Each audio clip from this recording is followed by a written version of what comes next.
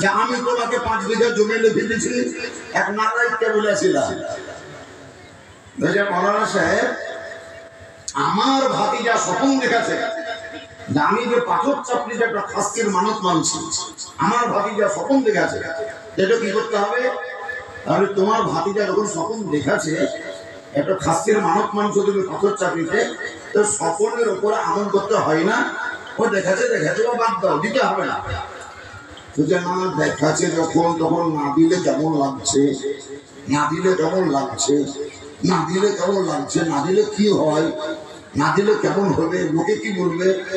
আমি তোমার ভাতিজা মানত মানা যে খাসি মানত মানছো পাথর চাপড়িতে, এটা যদি দিতেই হয় তাহলে আমি একটা স্বপ্ন দেখাচ্ছি, কথা বুঝতে পারো, আমি একটা স্বপ্ন দেখাচ্ছি। কি হুজুর বলেন, কি হুজুর বলেন? আমি স্বপ্ন দেখছি বৃহস্পতিবার রাত দিন যাই রাতে, শুক্রবারের রাতে, যে তোমার বাড়ি আর 2 বিঘা জমি আমাকে লিখে দিচ্ছ, চলো কবে যাবে রেজিস্টার অফিস, কবে লিখে দিবা চলো।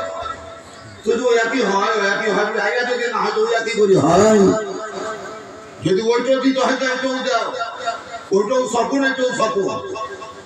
দাঁত কালাম করার জায়গা পাও না, চা ভোটের দাঁত উড়াই দেব, যাহা তাহা বলি বাড়ায়। এই স্বপ্ন দেখাচ্ছি করি, সমাজকে কলঙ্কিত করিও না। স্বপ্ন যদি দেখতে হয় নিজের বাপকে দেখিও না, স্বপ্ন যদি দেখতে হয় মাকে দেখিও না, স্বপ্ন যদি দেখতে হয় চাচাকে দেখিও না, স্বপ্ন যদি দেখতে হয় মামাকে দেখিও না, স্বপ্ন যদি দেখতে হয় শাশুড়িকে দেখিও না, স্বপ্ন যদি দেখতে হয় শ্বশুরকে দেখিও না, স্বপ্ন যদি দেখতে হয় নিজের স্বামী হয়ে স্ত্রীকে দেখিও না, স্বপ্ন যদি দেখতে হয় স্ত্রী হয়ে স্বামীকে দেখিও না, স্বপ্ন যদি দেখতে হয় বেটা হয়ে বাপকে দেখিও না, স্বপ্ন যদি দেখতে হয় উম্মত হয়ে রাসূলের পাককে দেখো। নবী মুস্তাফা, তার কারণ কেউ যদি স্বপ্ন যোগে বাপকে দেখে, ওর বাপ হতেও পারে নাও পারে, ওর বাপের রূপ ধরি সন্তানও যেতে পারে, পারে না? পারে না?